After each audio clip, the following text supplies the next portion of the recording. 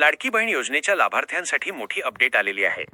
अजूनही ऑगस्टचा हप्ता जमा झालेला नाही. त्यातच लाखो महिलांना ऑगस्ट सप्टेंबरचे पैसे मिळणार नाहीत. कारण पडताळणीत अनेक महिला निकषांबाहेर असल्याचे समोर आले आहे.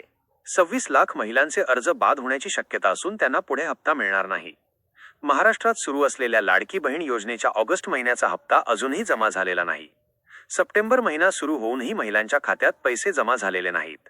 त्यामुळे नेहमीप्रमाणे प्रत्येक महिन्याच्या सुरुवातीला हप्ता जमा होतो. मात्र यावेळी तो लांबणीवर गेला आहे. ऑगस्ट आणि सप्टेंबरचा हप्ता एकत्र मिळणार का? या महिन्यात 3,000 रुपये जमा होणार का? की पुन्हा विलंब होणार? मात्र याच दरम्यान मोठी बातमी समोर आली आहे की लाखो महिलांना ऑगस्ट सप्टेंबरचा हप्ता मिळणार नाही. लाडकी बहीण योजनेसाठी सरकारने काही ठराविक निकष निश्चित केले आहेत. फक्त त्या निकषांमध्ये बसणाऱ्या महिलांनाच दरमहा 1,500 रुपयाचा लाभ दिला जातो. पण अनेक महिलांनी या नियमांचे उल्लंघन करून अर्ज भरले होते. कुटुंबाचे वार्षिक उत्पन्न इंडियन रुपी 2.5 लाखांपेक्षा जास्त असणे, घरात करदाते टॅक्स पेयर असणे, कुटुंबाकडे 4चाकी वाहन असणे, घरात एकाच वेळी अनेक लाभार्थ्यांचे अर्ज असणे, अशा महिलांचे अर्ज आता बाद केले जात आहेत. त्यामुळे त्या महिलांना पुढील महिन्यापासून या योजनेचा हप्ता मिळणार नाही. 26 लाख महिलांची पडताळणी सुरू.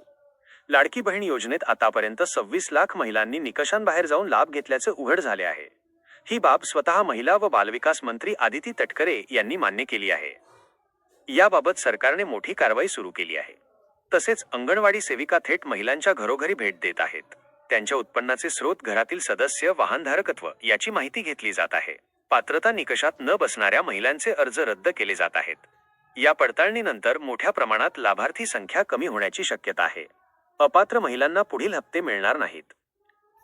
महिलांच्या मनातील प्रश्न वजा हप्ता कधी येणार? सध्या लाभार्थ्यांमध्ये मोठा गोंधळ निर्माण झाला आहे. कारण अजूनही ऑगस्टचा हप्ता जमा झालेला नाही.